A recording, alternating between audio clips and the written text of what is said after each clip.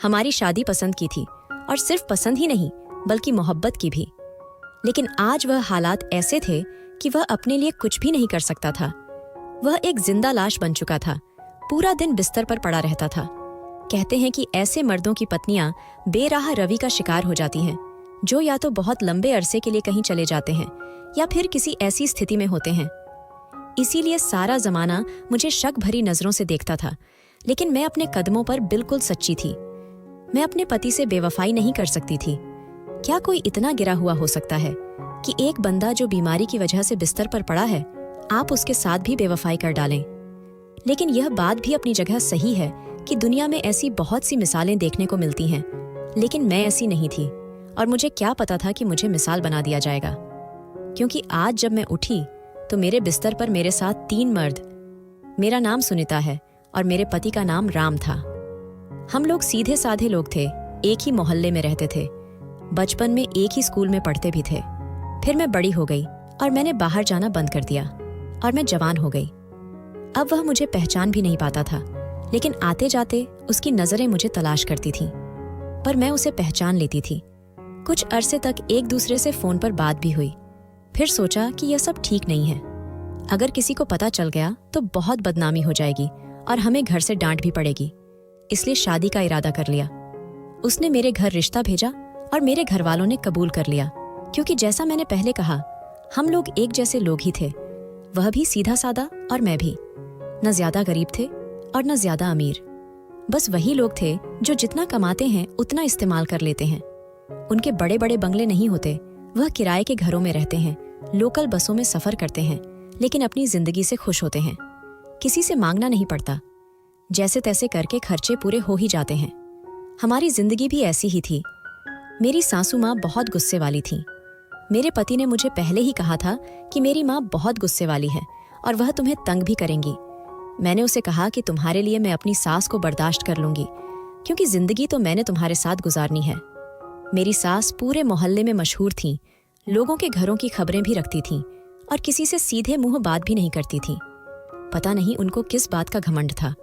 उनकी अपनी एक बेटी भी थी, जिसकी शादी उन्होंने बाहर के मुल्क में की थी और वह वहीं रहती थी।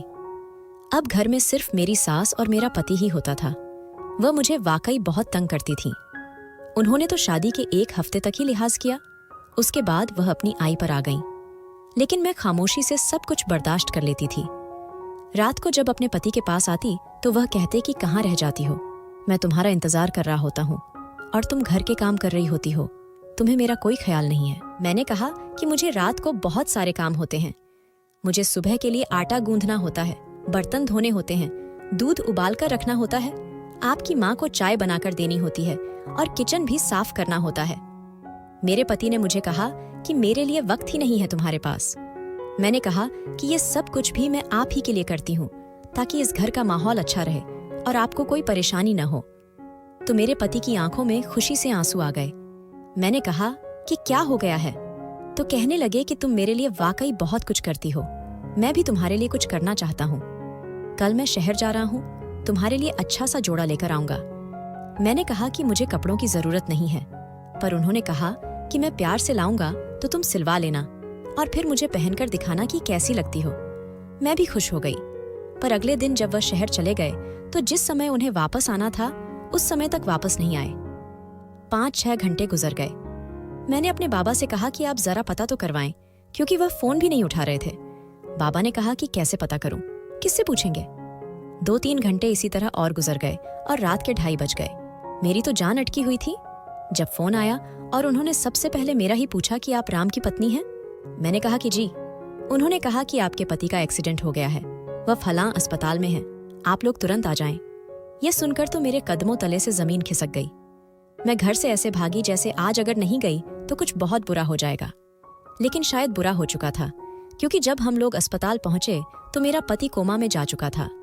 वहां एक डॉक्टर था, उसका नाम डॉक्टर राहुल था।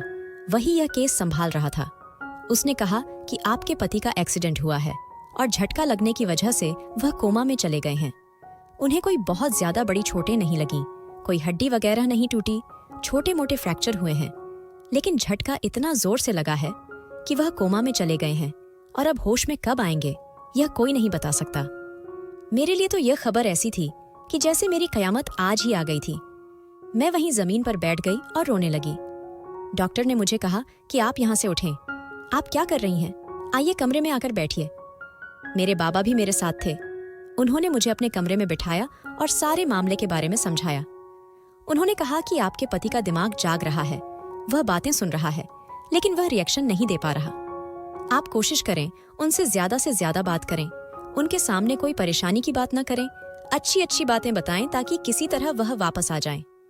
मेरे बाबा ने डॉक्टर से पूछा कि क्या ऐसा होता है, तो डॉक्टर ने कहा कि ऐसा बहुत कम होता है। यूं समझ लें कि आटे में नमक बराबर, लेकिन ऐसा होता जरूर है और ऐसा हुआ भी है। आप लोगों ने हिम्मत नहीं हारनी। अब आप लोगों के लिए एक बहुत बड़ा इम्तिहान है। मेरा पति जवान था, खूबसूरत था, कसरती बदन का मालिक था, उसके अंदर बहुत ताकत थी। मैंने कभी सोचा भी नहीं था कि मैं उसे इस हाल में देखूंगी। मैं उसके पास ही बैठी थी। मेरे बाबा ने कहा कि बेटा, मैंने तो सुना है कि ऐसे जब इंसान मशीनों के हवाले हो जाता है तो उस पर बहुत ज्यादा खर्चा होता है। मैं एक काम करता हूँ, अपना घर बेच देता हूँ। अभी से बेचने के लिए बात करता हूँ तो जल्दी पैसे मिल जाएंगे, वरना उसके पैसे कौन देगा? तुम्हारे तो ससुर भी जिंदा नहीं है। मेरे बाबा ने मेरा एहसास किया, लेकिन मैं नहीं चाहती थी कि उनका घर बिक जाए।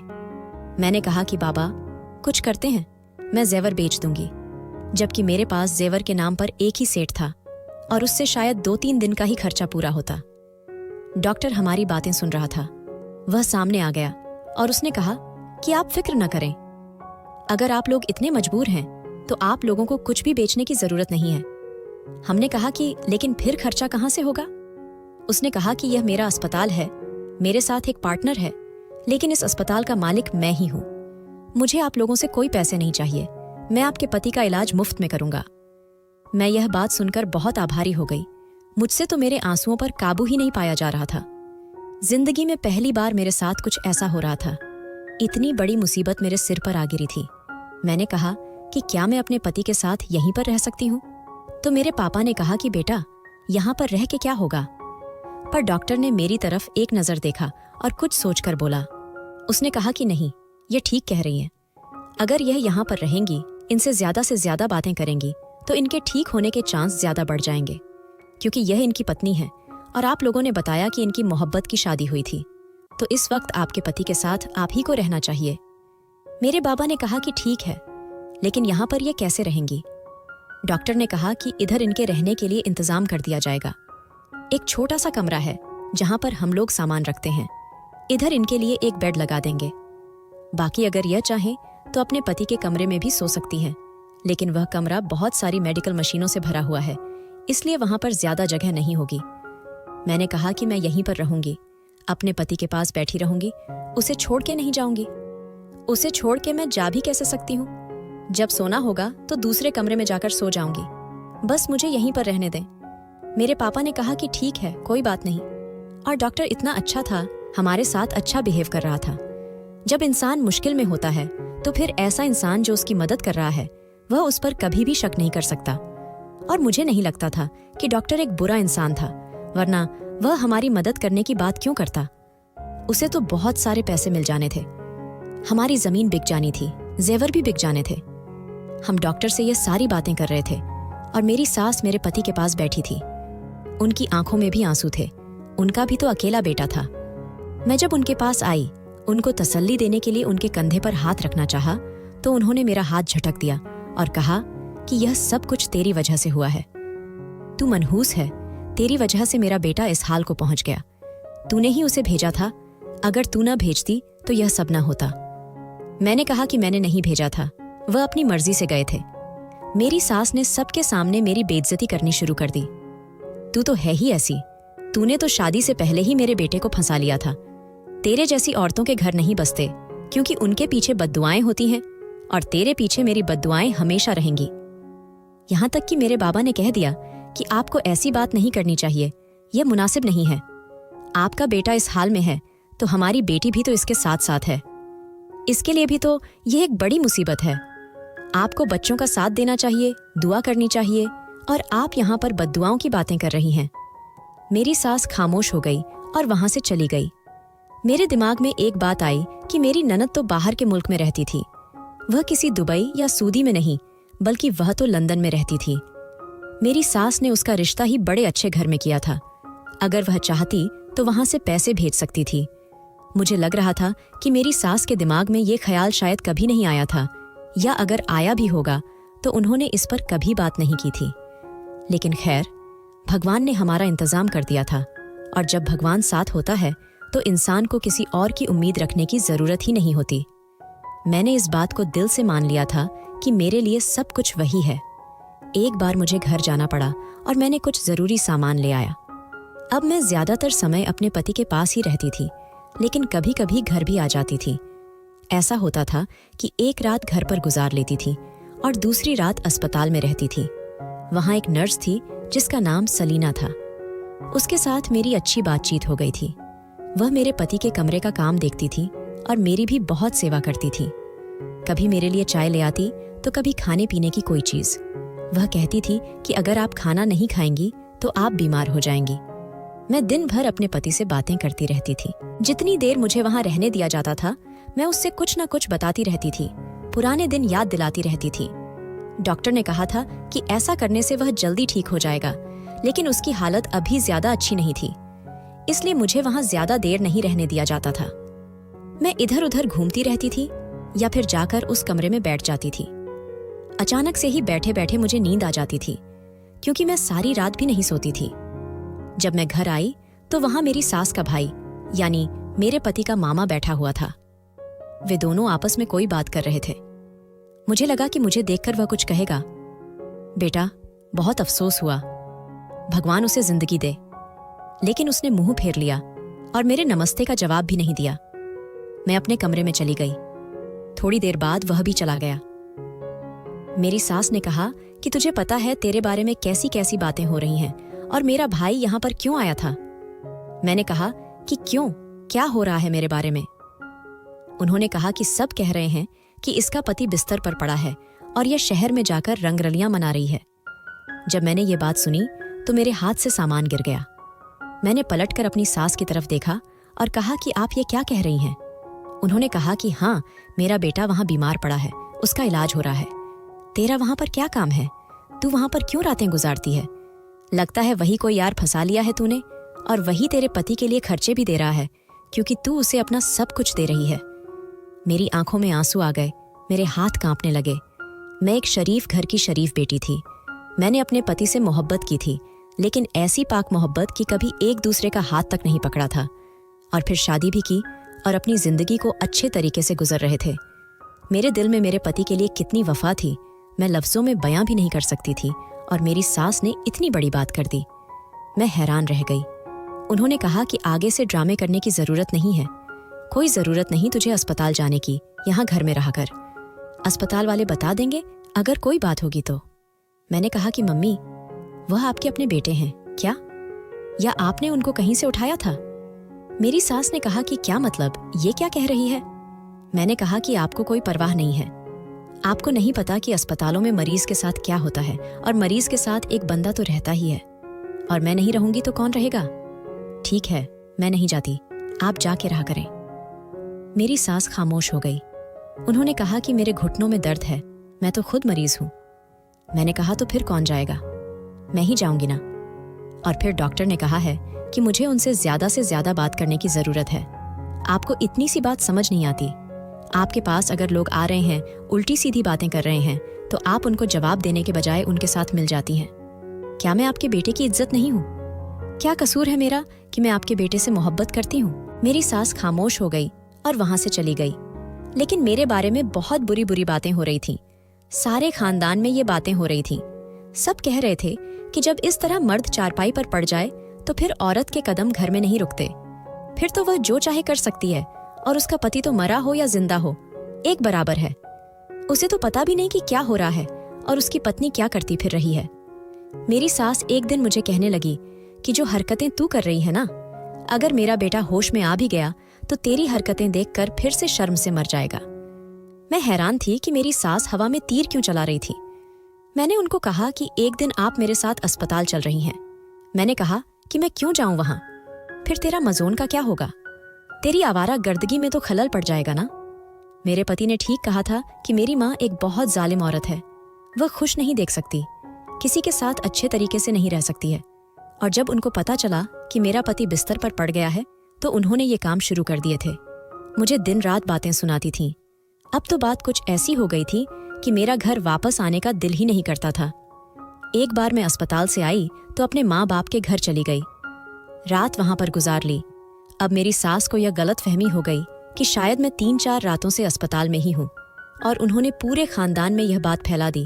यहाँ तक कि मेरे पापा को भी फोन करके कह दिया कि आपकी बेटी तो 4-5 दिन से घर नहीं आई, लगता है वहीं से किसी के साथ भाग गई है। मेरे पापा ने फोन बंद कर दिया और जवाब नहीं दिया। मेरे पापा ने कहा कि लड़का तो बहुत अच्छा था, लेकिन इसकी माँ बहुत ही बुरी इंसान है। इस घर में तुम कैसे गुजारा कर रही हो बेटी? भगवान तुम्हारे पति को सेहत और जिंदगी दे, उसे होश आए तो साथ अक्ल भी आ जाए और वह तुम्हें लेकर कहीं चला जाए। मैंने कहा कि पापा पता नहीं, अभी तो वह खुद इस हाल में है कि मैं उनको कुछ नहीं कह सकती, तंग भी नहीं कर सकती, कुछ नहीं बोल सकती, सिर्फ अच्छी अच्छी बातें करती हूँ।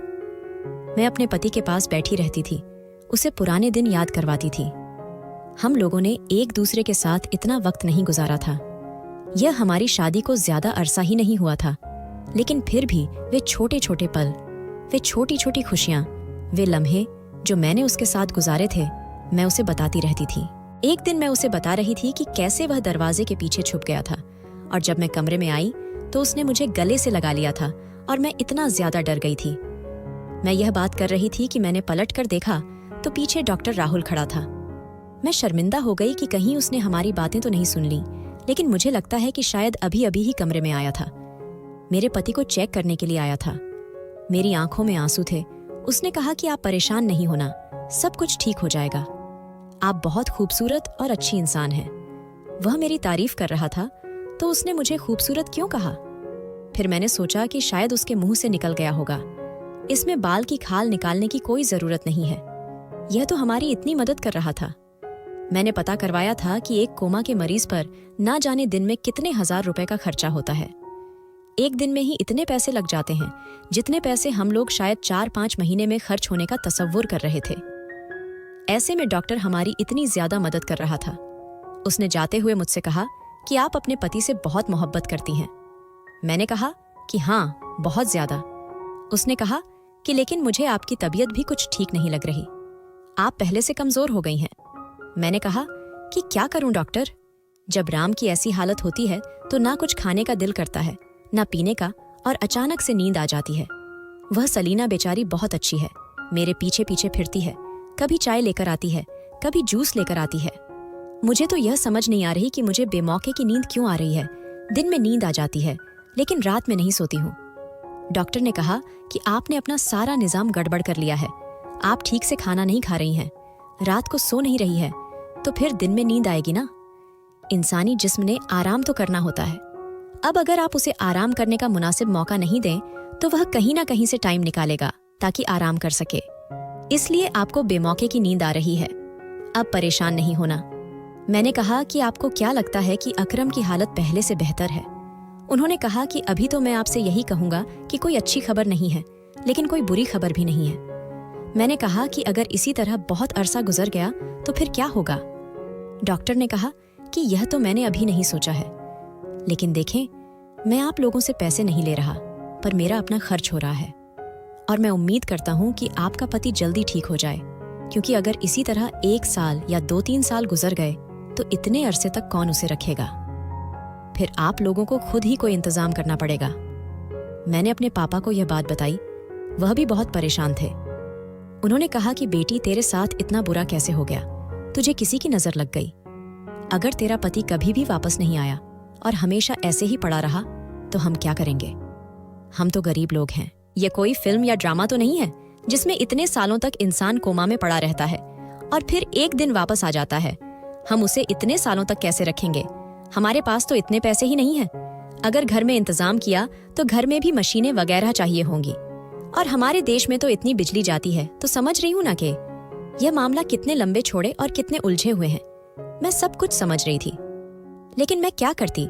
मेरे हाथ में कुछ भी नहीं था, कोई हुनर भी नहीं था। मैंने तो सिर्फ BA तक तालीम हासिल की थी। अगर मैं किसी स्कूल में पढ़ाती तो वो मुझे 4-5 हजार रुपये से ज्यादा नहीं देते, और इससे ज्यादा तो एक दिन में खर्च हो रहा था। मेरे पापा अगर अपना घर बेच देते और खुद किराए पे आ जाते तो उनके लिए कितनी बड़ी मुसीबत बन जाती, और फिर उनके घर के बाकी हुए पैसे भी तो एक दिन खत्म हो जाते। पैसा भला किसी के पास टिकता है, क्या खत्म हो जाता है एक दिन में। मैंने अपनी सास से गुस्से में कहा कि आप अपनी बेटी से कुछ पैसे उधार क्यों नहीं लेती? वहां के पैसे तो यहाँ आकर बहुत ज्यादा बन जाएंगे, हमारी काफी मदद हो जाएगी। मेरी सास ने कहा कि कोई जरूरत नहीं है, मुझे पता चला है कि डॉक्टर मुफ्त में इलाज कर रहा है और तू मेरी बेटी से पैसे निकालवाना चाहती है, झूठ बोलती है, धांधली करती है हमारे साथ। इधर डॉक्टर मुफ्त में इलाज कर रहा है और फिर तुझे किस बात के पैसे दे? हम्मे ने कहा कि मुझे नहीं, हॉस्पिटल वालों को, क्यों कि डॉक्टर हमेशा तो इलाज मुफ्त में नहीं करेगा। मेरी सास ने कहा कि फिर तो कुछ कर जवान है, खूबसूरत है, किसी तरह पैसे कमा। मेरी सास का क्या मतलब था कि मैं जवान हूं, खूबसूरत हूं, तो मैं अपनी जवानी और खूबसूरती का फायदा उठाऊं। मेरे साथ में तो हर हद पार कर दी थी। मैं हॉस्पिटल के इस कमरे में बैठी थी। आज मुझे वापस जाना था। मुझे वापस जाकर अपनी सास को अपना मुंह दिखाना पड़ता था। यह मैं वापस आ गई हूं। फिर घर के काम भी होते थे। मैं जब जाती तो वो मेरे लिए घर के काम रख के बैठी होती थी। सारे घर के कपड़े होते थे, जो बहुत नींद होती थी। किचन की ऐसी हालत होती थी कि जैसे यहां पे किसी औरत ने नहीं बल्कि किसी छोटे बच्चे ने काम किया है। सारे बर्तन गंदे होते थे। अगर मैं 2 दिन नहीं जाती तो वो 2 दिन के काम एक साथ रख के बैठी होती थी। मैं सारे काम खुद करती थी।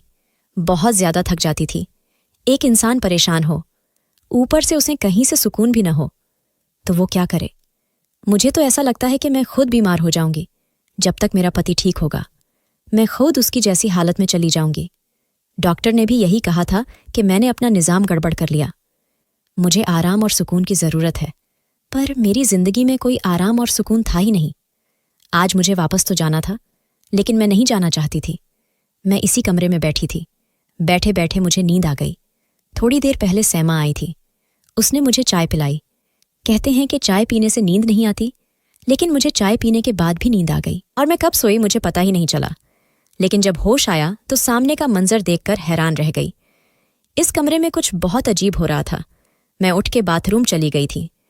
जब वापस आई तो मैंने देखा सलीना मेरे बिस्तर को जल्दी जल्दी साफ कर रही थी। मैंने कहा कि क्या कर रही हो तुम? यह बिस्तर तो साफ था। उसने कहा कि नहीं, साफ नहीं था, बहुत गंदा था।